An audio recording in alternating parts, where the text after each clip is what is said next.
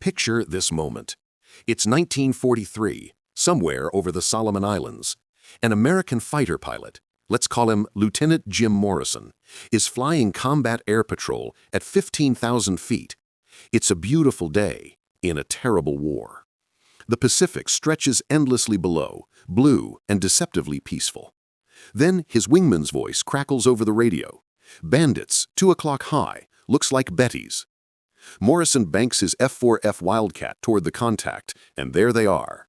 A formation of Japanese bombers, distinctive twin-engine aircraft with that characteristic cylindrical fuselage and slightly drooping wings. The Mitsubishi G4M, which the Allies have codenamed Betty. They're heading toward an American base, fully loaded with bombs, intent on destruction. The American fighters attack. Morrison lines up behind one of the Bettys, gets within range, and opens fire with his .50 caliber machine guns. The tracers reach out across the sky, and then something happens that still surprises him, even though he's seen it dozens of times before.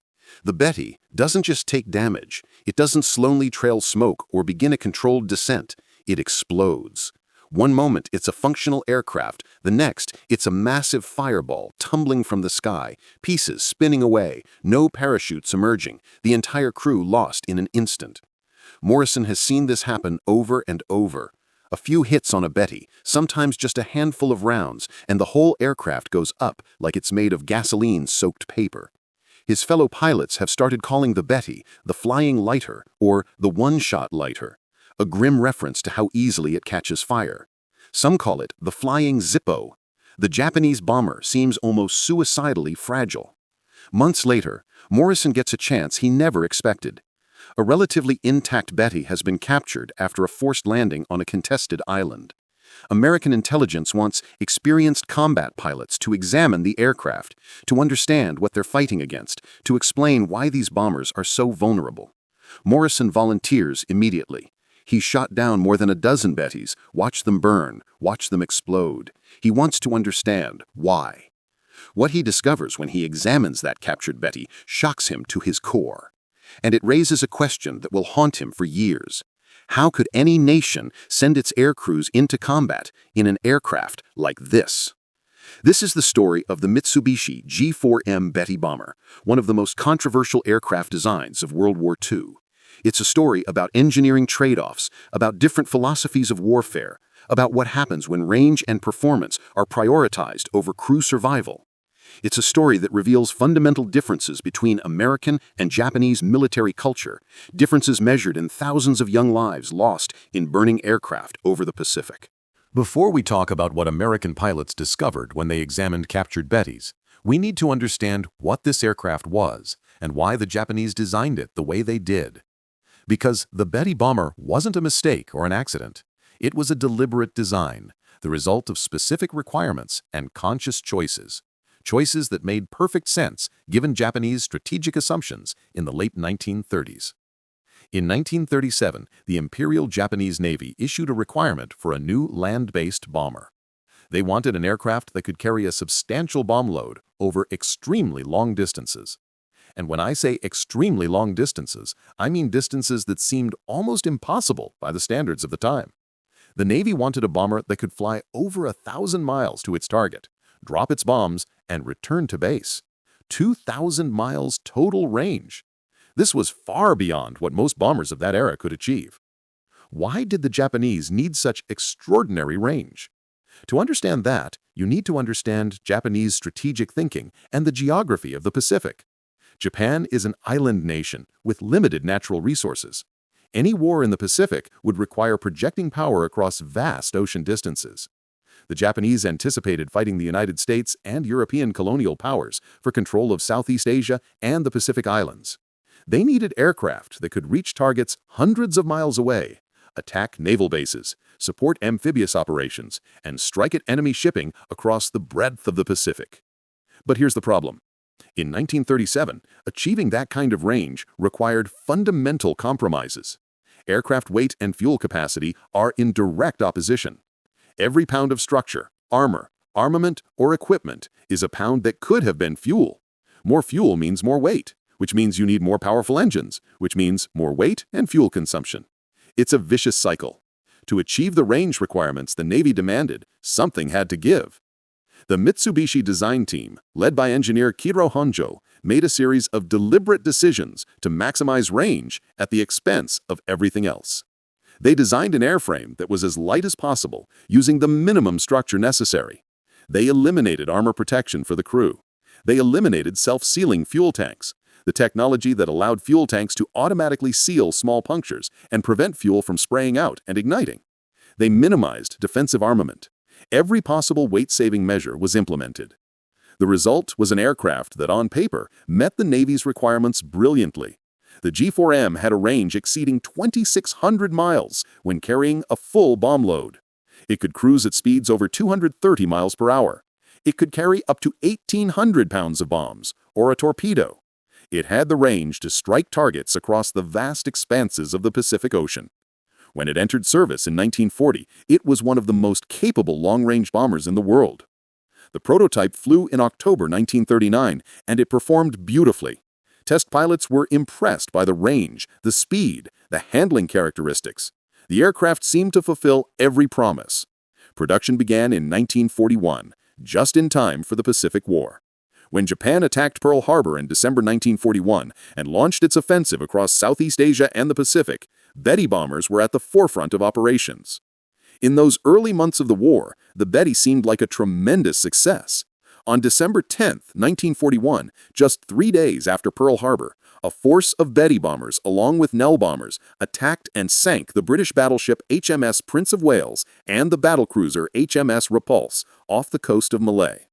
This was a stunning achievement, the first time in history that capital ships underway at sea were sunk by air attack alone. The Betty had proven its worth spectacularly. But there were already warning signs, problems that would become catastrophically apparent as the war continued. Japanese pilots and crews who flew the Betty in combat began reporting disturbing vulnerability. Even small amounts of damage would often result in fires. Machine gun rounds that hit the wings, where the unprotected fuel tanks were located, would cause fuel to spray out and ignite. The aircraft would burn, and fire in an aircraft is every pilot's nightmare. The crews started calling the Betty by nicknames that reflected its vulnerability. Some called it hamaki, which means cigar, because it burned from one end to the other. Others called it the one-shot lighter, or the flying lighter, because it seemed to catch fire from a single hit. These weren't affectionate nicknames. These were expressions of fear and resentment from men who felt they were being sent into combat in death traps. But the Japanese military hierarchy didn't redesign the Betty or take it out of service. They couldn't. Japan's industrial capacity was limited, and the Betty was one of their primary long-range strike weapons. They needed every aircraft they could build. The crews would have to make do, accept the risk, and hope for luck. As American forces began their counteroffensive in the Pacific, as American fighters became more numerous and better coordinated, the Betty's vulnerabilities became impossible to ignore. American pilots quickly learned that the Betty was easy to shoot down. A few hits in the right place, particularly in the wings where the fuel tanks were located, and the aircraft would explode or burn. Kill ratios were extraordinary. American fighter pilots were achieving multiple Betty kills per mission. And that brings us back to that captured Betty that Lieutenant Morrison and other American pilots examined. Because when they looked at this aircraft up close, when they understood its construction and design philosophy, they were absolutely shocked. The captured Betty that American intelligence officers brought in for examination had force-landed on a partially controlled island after being damaged in combat. The crew had evacuated and disappeared into the jungle, but the aircraft itself was relatively intact.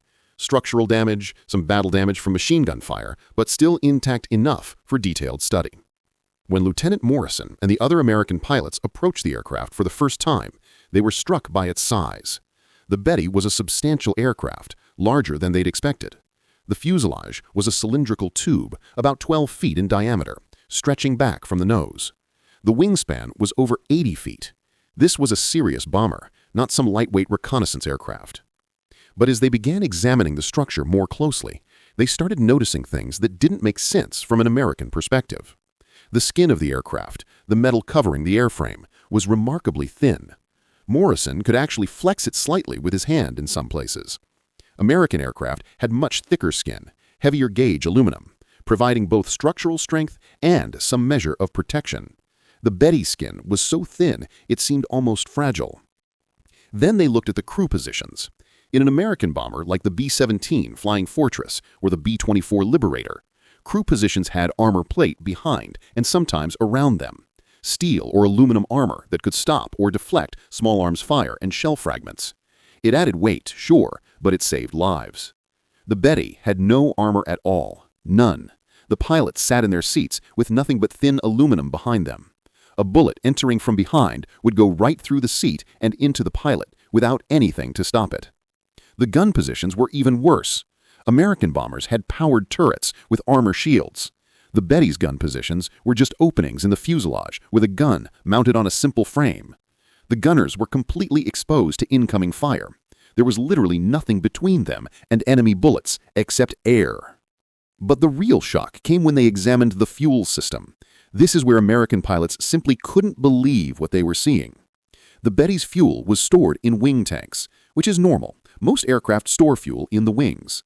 But American aircraft, by 1943, universally used self-sealing tanks. These tanks had multiple layers, including a rubber-like material that would swell and seal when fuel leaked through it, automatically stopping small punctures from leaking fuel. Self-sealing tanks weren't perfect. They couldn't stop large holes or catastrophic damage, but they could prevent minor damage from becoming fatal. A few machine gun rounds might puncture a self-sealing tank, but the tank would seal itself, the fuel leak would stop, and the aircraft could usually make it home. The Betty had no self-sealing tanks. None. The fuel was stored in bare aluminum tanks integrated into the wing structure. When these tanks were punctured, fuel would pour out. And aviation fuel is extremely flammable. Once it started spraying into the airstream and hit something hot, an engine, an exhaust system, or even just a tracer round, it would ignite immediately. The entire wing could become engulfed in flame within seconds. Morrison and the other pilots examining the Betty were stunned. One of them, a fighter pilot with over 20 combat missions, apparently said something like, "They're sending guys up in this without self-sealing tanks? That's murder." The American pilots couldn't understand it. Self-sealing fuel tank technology had been available since the late 1930s. It wasn't new or experimental. The British had proven its value during the Battle of Britain, when self-sealing tanks saved countless RAF pilots. The Americans had adopted it immediately for all combat aircraft. Why hadn't the Japanese? They examined further and found that the fuel tanks were enormous, carrying over 1,100 gallons of fuel to achieve that extraordinary range. The tanks filled much of the interior wing volume. This meant there was a massive amount of flammable liquid in those wings with nothing to protect it. Any puncture would result in fuel spraying out at high pressure. And those wings were big targets. You couldn't miss them. If you were shooting at a Betty from almost any angle, you were hitting wings. The examination continued. They looked at the defensive armament, the guns that were supposed to protect the Betty from fighters. The standard Betty had 4 7.7mm machine guns and 1 20mm cannon. For comparison, an American B-17 had 13 50 caliber machine guns by late in the war. The Betty's guns were smaller caliber and fewer in number. Against American fighters with armor and redundant systems, the Betty's defensive guns were barely adequate. They examined the engines, the Mitsubishi Kasei radial engines. Good engines, powerful and relatively reliable, but they noticed the engines had no armor plating around them. American bombers had armored cowlings that could protect critical engine components from some battle damage. The Betty's engines were exposed. A few rounds in the right place could disable an engine completely. The more they examined the aircraft, the more apparent the design philosophy became. Everything, absolutely everything, had been sacrificed for range and bomb load.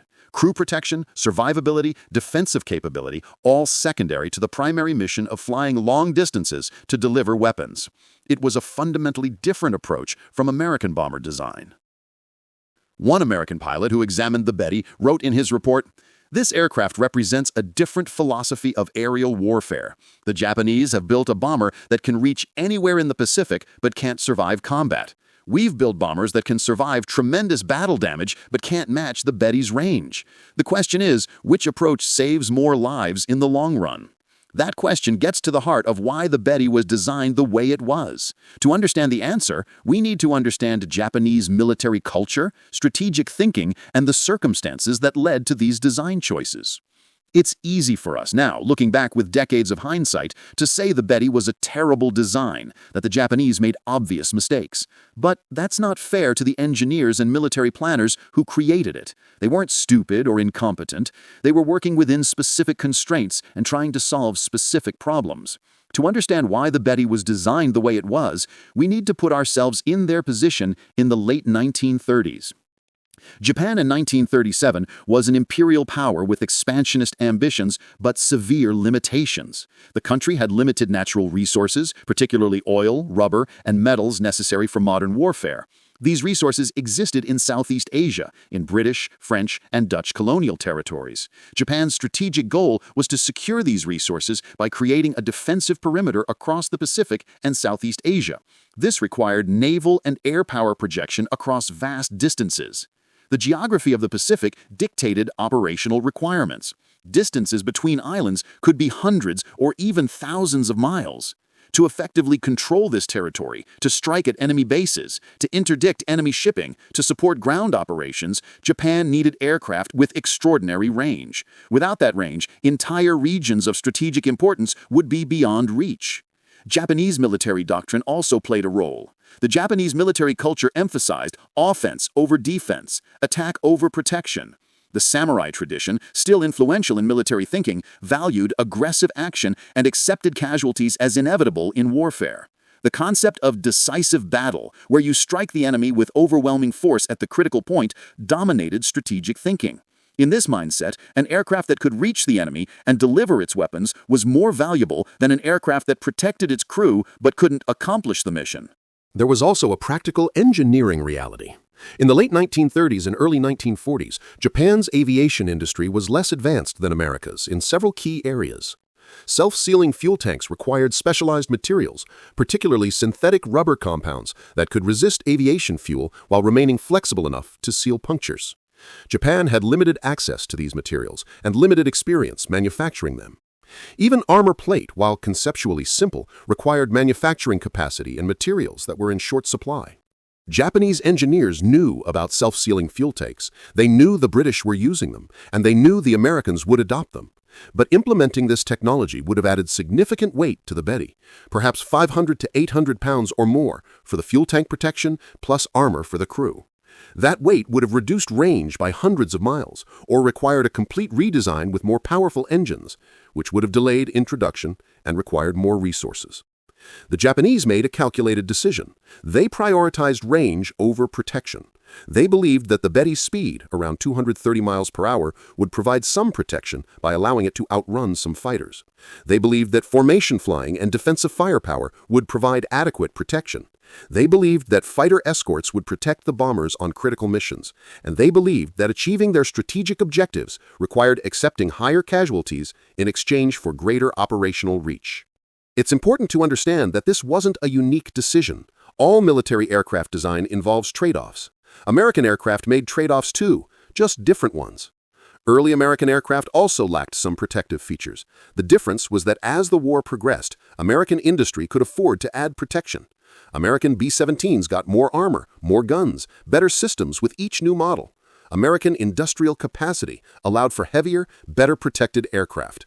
Japan didn't have that luxury. Their industrial capacity was more limited, and they couldn't easily make major design changes without disrupting production. There's also a cultural element that's uncomfortable to discuss, but important for understanding the full picture. Japanese military culture placed less emphasis on individual survival than American culture did. This isn't to say the Japanese didn't value their aircrews. They absolutely did, but there was a greater acceptance of casualties as part of achieving victory. The concept of duty, of sacrifice for the greater good for the emperor and the nation, was deeply embedded. Asking aircrews to fly in vulnerable aircraft was seen as part of the sacrifice expected of warriors. American culture, in contrast, has always placed high value on bringing soldiers home. American military planning emphasized force protection, survivability, and giving troops the best possible equipment to keep them alive. This cultural difference manifested in aircraft design. American bombers were built with the assumption that protecting the crew was nearly as important as accomplishing the mission. But here's where theory met reality in the harshest possible way. The Betty's vulnerabilities, which might have been acceptable in theory, became catastrophic in practice. As the war progressed, as American fighters became more numerous and more capable, as American pilots developed tactics specifically designed to exploit the Betty's weaknesses, the casualties mounted, and they mounted to levels that were unsustainable. Let me tell you what combat in a Betty was actually like, because this brings home the human cost of those design decisions more powerfully than any technical discussion. Imagine you're a Japanese pilot assigned to a Betty squadron. It's late 1943. You've completed your training, which was rigorous and demanding. You're proud to serve your country, proud to be part of the Imperial Japanese Navy's air forces. You've been assigned to a bomber unit flying the G4M, the Betty. You've heard rumors about the aircraft's vulnerability, whispered conversations among more experienced crews, but you're young and confident, and you believe in your training and your mission. Your first combat mission is an attack on an American base in the Solomon Islands. Your squadron of 9 Bettys takes off in the pre-dawn darkness, forming up over the ocean. Each aircraft carries 8 men: pilot, co-pilot, navigator bombardier, radio operator, and 4 gunners. That's 72 men total in your formation, all depending on each other, all trusting that their aircraft and their training will see them through. The flight to the target takes several hours. You're cruising at 15,000 feet, the engines droning steadily, the Pacific stretching endlessly below. It's almost peaceful, despite knowing what's coming. The formation is tight, aircraft positioned so their defensive guns can support each other. This is how you survive, you've been told. Stay in formation, maintain mutual support, trust your gunners. As you approach the target, your squadron is picked up on American radar. Fighter aircraft scramble from the base you're about to attack. American F-6 Hellcats, faster than the Betty, better armed, flown by increasingly experienced pilots who have learned the Betty's weaknesses through hard experience. The fighters come in from the sun, and suddenly everything happens at once. Your gunners start firing, the hammering of machine guns shaking the airframe. The American fighters flash past, their .50 caliber machine guns tearing into your formation. You see tracers everywhere, lines of fire crossing the sky. An American fighter makes a head-on pass at your aircraft. You can see his guns flashing, see the nose of his fighter lighting up with muzzle flashes. Rounds impact your aircraft. You hear them hitting, metal tearing, and then you smell it. Aviation fuel. A round has punctured one of your wing tanks, and fuel is spraying out. You can see it streaming from the wing, a vapor trail that catches the sunlight. You know what this means. Every Betty pilot knows. Once fuel starts leaking, it's only a matter of time. Maybe seconds, maybe a few minutes if you're lucky. The fuel will find something hot, an engine, an exhaust, a tracer round, and then the aircraft will burn. Your pilot tries to take evasive action, tries to get away from the fighters, but the Betty is slow compared to the Hellcats. They can catch you easily. Another fighter makes a beam attack, coming in from the side. More rounds hit your aircraft. The smell of fuel gets stronger. You look out the window and see flames starting along the wing route. Small flames at first, but growing rapidly, fed by that spraying fuel. Within 30 seconds, your entire left wing is engulfed in flame. The heat is intense, even inside the fuselage. The aluminum skin conducts heat frighteningly well. Your pilot gives the order to bail out, but you're over water, far from any land.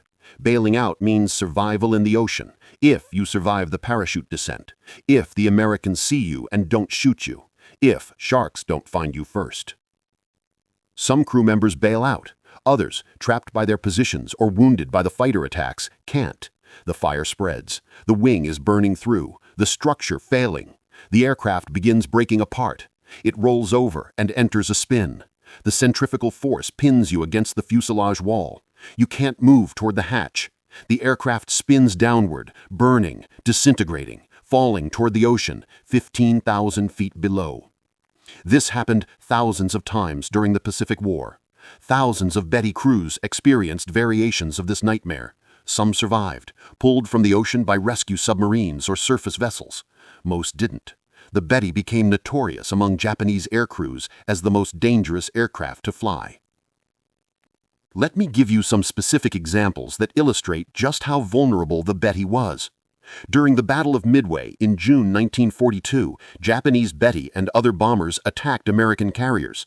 The American CAP, Combat Air Patrol, intercepted them. Of the Betty bombers that attacked, a significant percentage were shot down. The American after-action reports noted that Bettys burned readily when hit and that fuel fires were common. In August 1942, during the Guadalcanal campaign, a force of 18 Betty bombers attacked Henderson Field. They were intercepted by Marine fighters, including F-4F Wildcats. In the resulting engagement, 9 Bettys were shot down. That's a 50% loss rate from a single mission. The Marine pilots reported that the Bettys burst into flames easily and that wing hits almost always resulted in fire. The pattern repeated across the Pacific. During operations over the Solomon Islands, over New Guinea, over the Philippines, Betty losses were consistently high. Fighter pilots learned to aim for the wings where the unprotected fuel tanks were located. A few rounds in the right spot, and the Betty would burn. American fighter pilots started racking up multiple kills per mission because the Betty was so easy to shoot down once you understood its vulnerabilities. Japanese commanders knew this. They received the loss reports. They knew their bomber crews were suffering catastrophic casualties. But they faced an impossible situation. They needed the Betty's range to conduct operations. They didn't have another aircraft that could do what the Betty did. And Japanese industrial capacity was stretched to the limit. Redesigning the Betty to add protection would take time and resources they didn't have. Some modifications were attempted. Later versions of the Betty had improved defensive armament, more powerful guns, better positions for the gunners. Some had self-sealing fuel tanks in certain positions, though not comprehensive protection. But these modifications came late and never fully solved the fundamental vulnerability. The basic airframe, designed for maximum range with minimum weight, remained fragile. The Betty crews continued flying. They had no choice. Duty demanded it. Their culture demanded it. But the psychological toll was immense. Imagine knowing that your aircraft is nicknamed the Flying Lighter, that your chances of surviving a fighter engagement are poor, that one lucky hit could turn your aircraft into a funeral pyre. And you still have to climb into that aircraft, fly it into combat, and trust that skill and luck will see you through. Many didn't trust to luck alone. Some Betty crews took to wearing as many layers of clothing as they could stand, hoping the extra fabric might provide some protection against flames if they had to bail out through fire. Some carried extra water bottles, not for drinking, but to pour on themselves if they caught fire. These were desperate measures that probably didn't make much difference, but they gave crews some sense of control in an uncontrollable situation. The attrition was relentless. Betty squadrons would go into combat at full strength and come back with half their aircraft missing. Replacement crews would arrive, fresh from training, and within a few missions they'd be casualties too. The most experienced crews had the best chance of survival because they understood tactics. They knew when to abort a mission. They knew how to position themselves to minimize vulnerability. But even experienced crews died in large numbers. By 1944, American fighter pilots viewed the Betty as what they called easy meat, a target so vulnerable it was almost unfair. Combat reports from American fighter squadrons show kill ratios against Bettys that were extraordinary. One fighter pilot might shoot down 3 or 4 Bettys in a single engagement. The Betty had become not just vulnerable, but a liability, drawing Japanese fighters away to protect them, forcing defensive tactics that played to American strengths. The most tragic aspect was that the Japanese continued using Bettys in increasingly desperate roles as the war turned against them. Bettys were used to launch Oka suicide rockets, essentially manned missiles that were released from the bomber to crash into Allied ships. The Betty would carry the Oka close to the target, making it even heavier and more vulnerable, and then release the suicide weapon. Many Bettys carrying Okas never made it close enough to launch because they were shot down en route. The final indignity came in August 1945 when Japan surrendered. 2 Betty bombers painted white with green crosses were used to carry the Japanese surrender delegation to meet with American representatives to arrange the formal surrender. These were among the last combat missions of the Betty, not attacking but surrendering. The aircraft that had been intended to project Japanese power across the Pacific ended its service delivering the message of Japan's defeat. It's impossible to know exactly how many Japanese airmen died in bevies during World War II. Japan's military records were incomplete even during the war, and many were destroyed in the final days. But we can make estimates based on production numbers, unit histories, and loss reports. Approximately 2,400 Betty bombers were built between 1940 and 1945. Each aircraft had a crew of 7 to 8 men, depending on the specific mission configuration. If we assume an average crew of 7, that's potentially 16,800 crew positions. Now, not every Betty was lost in combat. Some were destroyed on the ground by bombing raids. Some were scrapped or abandoned as the war situation deteriorated. Some survived the war. But a very large percentage of Bettys were lost in combat, and the loss rates for bomber crews were high. Historical research suggests that perhaps 60 to 70% of Bettys were lost to enemy action or accidents. If we assume a 65% loss rate, that's about 1,560 aircraft. With 7 crew members each, that's potentially 10,920 men killed in one type of aircraft. Each one of those men had a name, a family, dreams and hopes. Each loss was a tragedy, a telegram delivered to a family, a funeral, a life that would never be lived. And the deaths were particularly horrific. Many of these men didn't die quickly. They died in burning aircraft, trapped by their positions or injured and unable to bail out. They died in aircraft breaking apart in the air, tumbling into the ocean from high altitude. They died in ditched aircraft that sank before they could escape.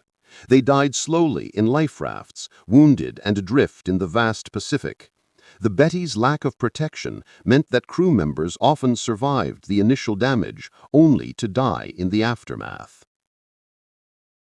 The survivors carried psychological scars for life. Men who bailed out of burning Bettys and watched their friends go down with the aircraft. Men who survived ditchings and spent days or weeks adrift before rescue or capture.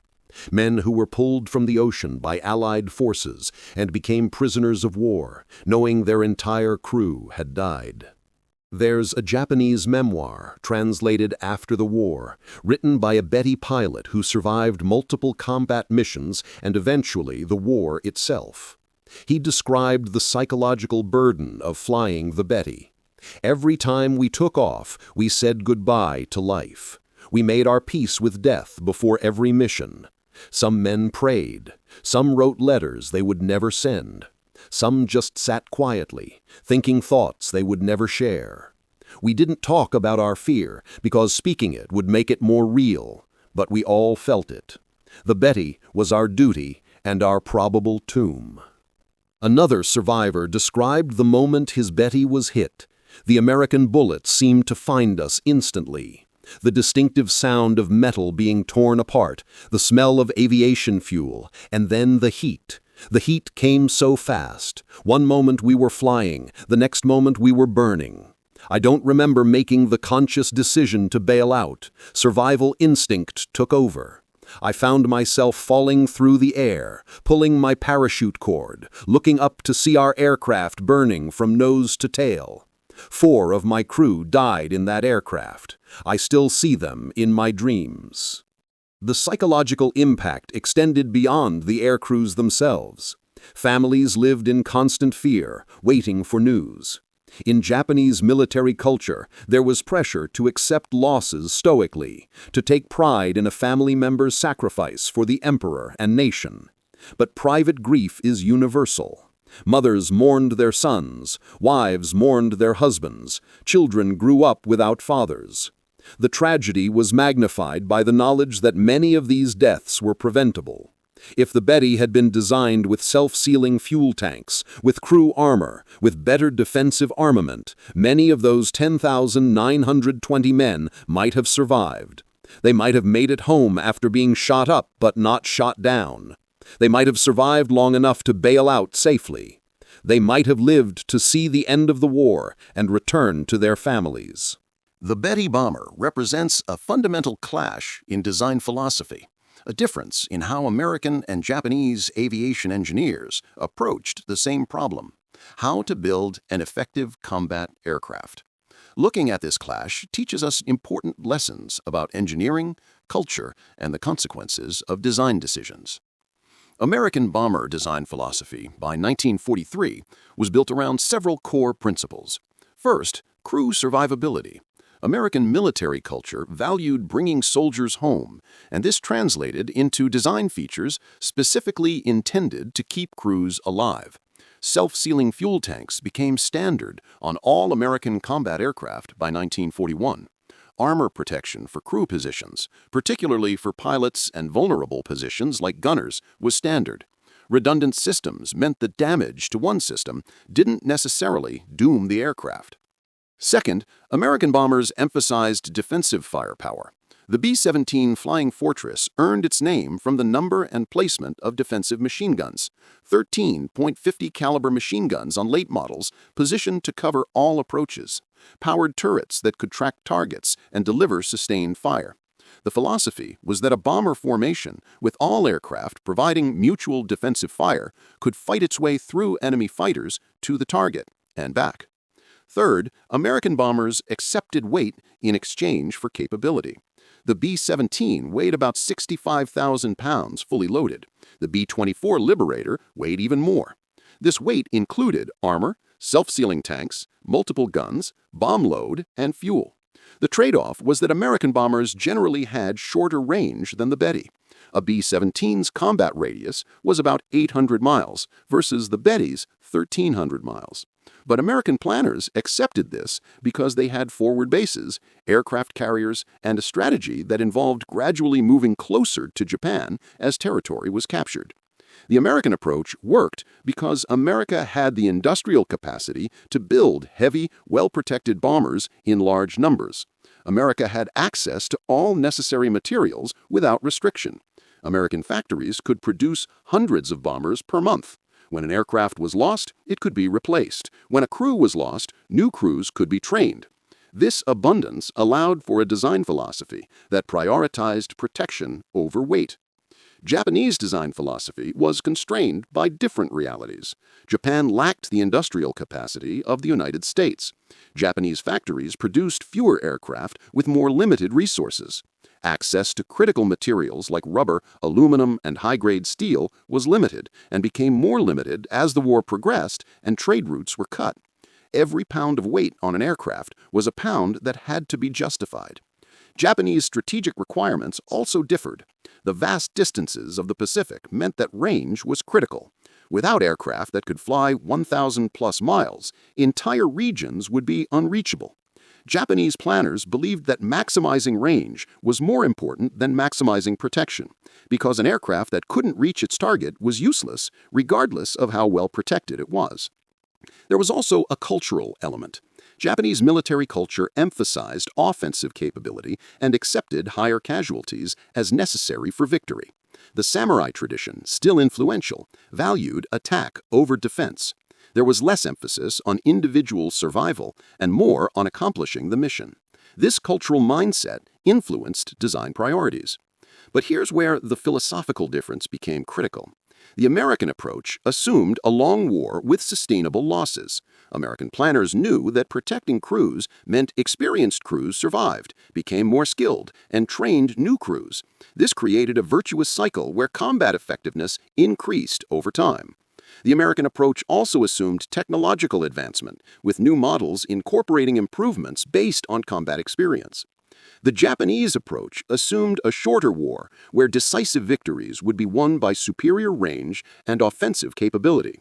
Japanese planners believed that aircraft with extraordinary range would enable operations that would destroy enemy forces before American industrial might could be brought to bear. They didn't plan for a multi-year war of attrition where crew survival rates would become critical. Both approaches were rational, given their assumptions. The problem for Japan was that their assumptions proved wrong. The war wasn't short. It wasn't decided by a few decisive battles. It became a long, grinding conflict where industrial capacity and sustainable crew losses mattered enormously. And in that kind of war, the Betty's design philosophy became a fatal flaw. By 1943, the consequences were clear. American bomber crews were surviving in much higher percentages than Japanese crews. American pilots who were shot down could be rescued, treated, and returned to duty. They became instructors, passing on combat lessons to new pilots. American bomber formations could sustain damage and still accomplish missions because individual aircraft could survive damage. Japanese bomber crews were dying at unsustainable rates. Each loss meant losing not just an aircraft, but an entire crew's accumulated experience. New crews were being sent into combat with less training because there were fewer experienced instructors. Japanese formations were being decimated, with mission survival rates so low that some operations were barely worth attempting. The Betty became a symbol of this design philosophy clash. When American pilots examined captured Bettys and saw the lack of protection, they weren't just seeing a different aircraft design. They were seeing a fundamentally different approach to warfare, one that accepted crew losses they found unconscionable. This raises an uncomfortable question. Was either approach objectively right? American pilots looking at the Betty saw a death trap, an aircraft that sacrificed its crews for marginal operational gains. But Japanese engineers looking at American bombers saw wasteful, heavy aircraft that couldn't reach the targets Japan needed to strike. Both perspectives were valid within their contexts. The ultimate arbiter was combat results. American bombers, despite shorter range, accomplished their strategic missions more effectively because they survived in higher percentages, because crews could complete multiple tours, because the aircraft could take damage and keep flying. The Betty, despite its impressive range, became progressively less effective as losses mounted and operations became increasingly suicidal. The lesson here isn't that one design philosophy was good and the other was bad. The lesson is that design decisions have consequences that extend far beyond technical specifications. The choice to eliminate self-sealing fuel tanks saved weight and increased range, but it cost thousands of lives. The choice to eliminate armor made the aircraft lighter, but made crews more vulnerable. These weren't abstract trade-offs. These were decisions that determined who lived and who died. Modern aircraft design has absorbed these lessons. Every military aircraft today has extensive crew protection, self-sealing fuel tanks, armor, redundant systems. The technology has improved to the point where you don't have to choose between range and protection, or at least the trade-offs are less stark. But the fundamental lesson remains. Engineering decisions are moral decisions. The designers who choose to include or exclude protective features are making choices about human lives, not just about performance specifications.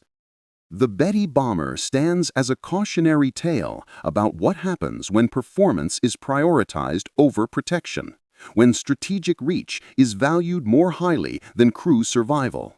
It's a reminder that in war, as in all engineering, the human cost of our decisions must be considered alongside the technical requirements. The Betty bomber's story didn't end with Japan's surrender in August 1945. The aircraft's legacy continued in the post-war period, shaping aviation design philosophy and serving as a case study in engineering ethics. Immediately after the war, American technical intelligence teams thoroughly examined every aspect of Japanese aircraft technology, including extensive studies of the Betty. These examinations were documented in detailed reports that were distributed to American aircraft manufacturers and the military services. The reports emphasized the Betty's vulnerabilities and analyzed why the Japanese made the design choices they did. One declassified report from 1946 stated, "The G4M represents an extreme example of design optimization for a single parameter, range, at the expense of all others.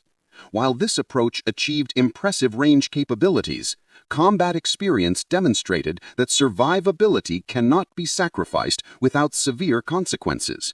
American aircraft design philosophy, which emphasizes multi-parameter optimization, including crew protection, proved superior in sustained operations." These lessons influenced post-war American aircraft design in subtle but important ways.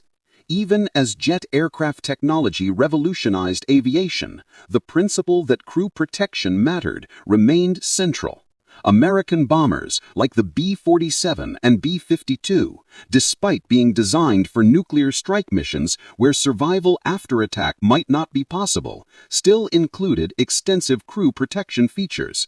The Betty's failures became a touchstone for what not to do. Japanese aviation industry after the war also absorbed these lessons. When Japan rebuilt its aerospace industry in the 1950s and 1960s, Japanese engineers took a very different approach.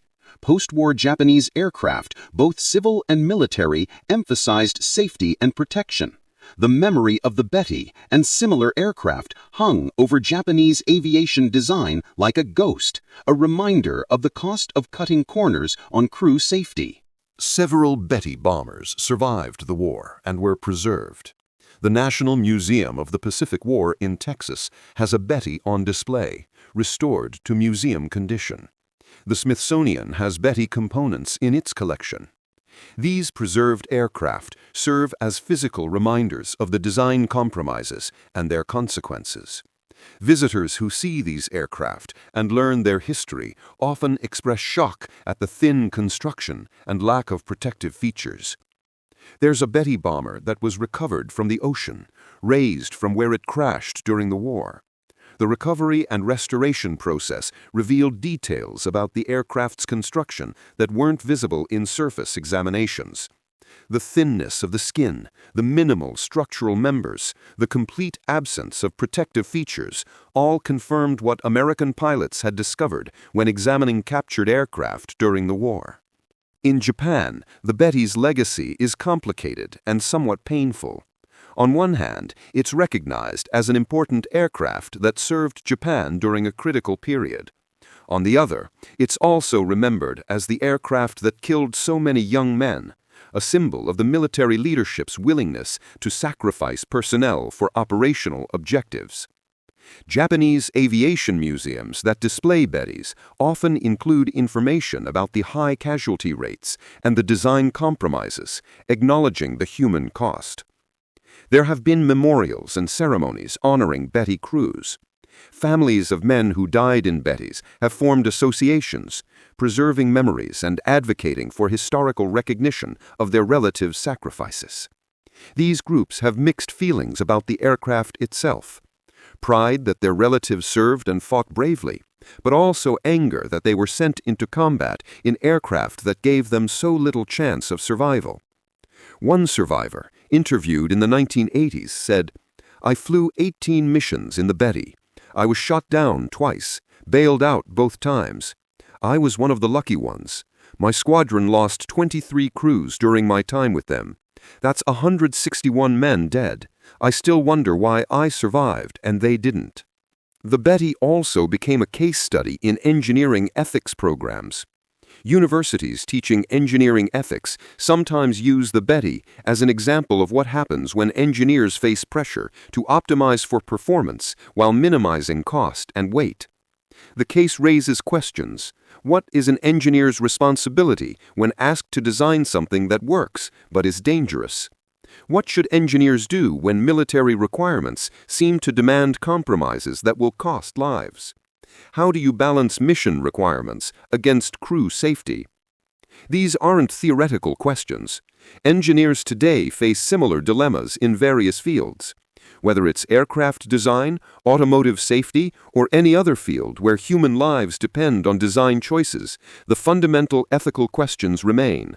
How much risk is acceptable? Who decides? What happens when cost or performance requirements conflict with safety? The Betty bomber's story also influenced how we think about military procurement and requirements. Modern military procurement processes include extensive safety reviews and crew survivability requirements. While military aircraft are still dangerous and crews still die in training and combat, there's a much stronger emphasis on building in protection and redundancy. The Betty's failures helped establish the principle that crew survivability is a requirement, not an optional feature. In aviation circles, the Betty is sometimes used as shorthand for a fundamentally flawed design. That's a real Betty means something that looks good on paper but has fatal flaws in practice. It's not a fair characterization in some ways, because the Betty did accomplish important missions and served throughout the war. But the nickname captures the aircraft's legacy, impressive capabilities undermined by critical vulnerabilities. There's also a counterfactual historical question that's interesting to consider. What if Japan had designed the Betty differently? What if they had accepted shorter range in exchange for self-sealing tanks and armor? How would that have changed the Pacific War? It's impossible to know, but some historians argue that Japan might have been more effective with shorter range but more survivable bombers. With better crew survival rates, they could have sustained operations longer, maintained more experienced crews, and potentially delayed American advances. But that's speculation. The reality is that Japan made certain choices. Those choices resulted in the Betty we know, and that aircraft cost thousands of lives while achieving a combat record that was impressive in some ways, but ultimately inadequate for Japan's strategic needs. We started this story with an American pilot examining a captured Betty bomber and being shocked by what he discovered. The lack of self-sealing fuel tanks, the absence of armor, the minimal defensive armament, all pointed to a design philosophy that seemed incomprehensible from an American perspective. How could anyone send crews into combat in such a vulnerable aircraft? The answer, as we've explored, is complicated. The Betty was a product of Japan's strategic requirements, limited industrial capacity, cultural attitudes toward casualties, and engineering constraints. It was designed to solve a specific problem, projecting power across the vast Pacific. And in that narrow sense, it succeeded. The Betty could reach targets that no other Japanese aircraft could reach. It accomplished missions that were operationally important. But the cost was terrible. Nearly 11,000 men died in Bettys, most of them in fires caused by the lack of self-sealing fuel tanks. Thousands more were wounded or traumatized. The Betty's vulnerabilities meant that operations became increasingly difficult and eventually impossible as American forces grew stronger. By 1944, sending Bettys into combat was almost suicidal, but Japan had no alternative. The Betty story teaches us several important lessons that remain relevant today. First, engineering is about trade-offs, but some trade-offs cost lives. Every design decision has consequences. When you choose to eliminate a safety feature to save weight or cost, you're making a decision that will affect real human beings. Those consequences need to be carefully weighed against the performance gains. Second, operational requirements need to be realistic. Japan's requirement for extreme range forced compromises that made the Betty vulnerable. If the requirements had been more modest, if Japan had accepted shorter range, the resulting aircraft might have been more survivable and ultimately more effective. Unrealistic requirements often lead to compromised designs. Third, culture matters in engineering and military affairs.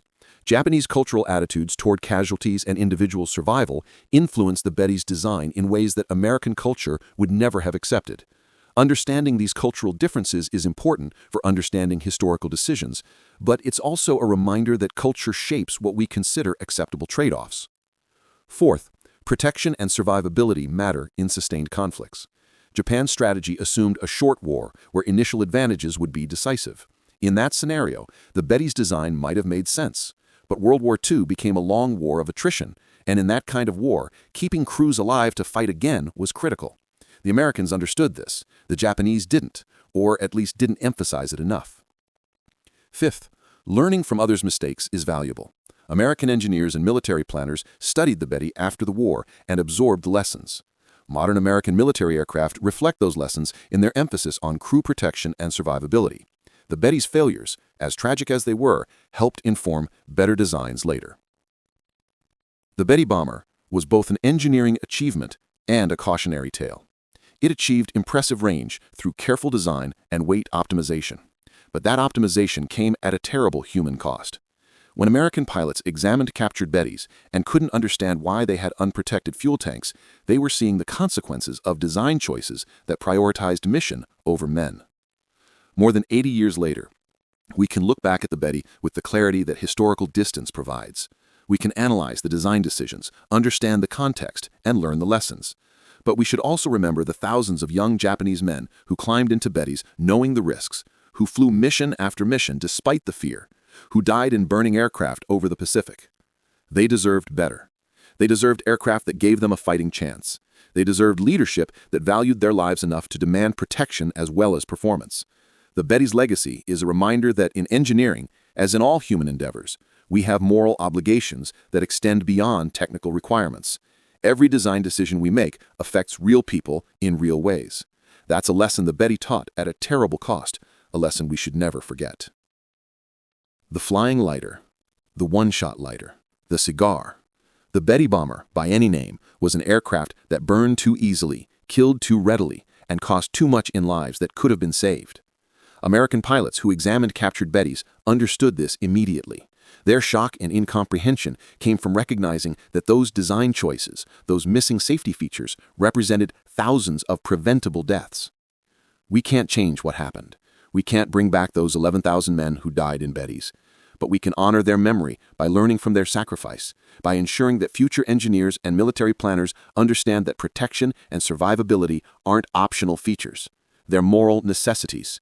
That's the final lesson of the Betty bomber, written in fire over the Pacific, preserved in the shocked reactions of American pilots who examined captured aircraft and couldn't believe what they were seeing.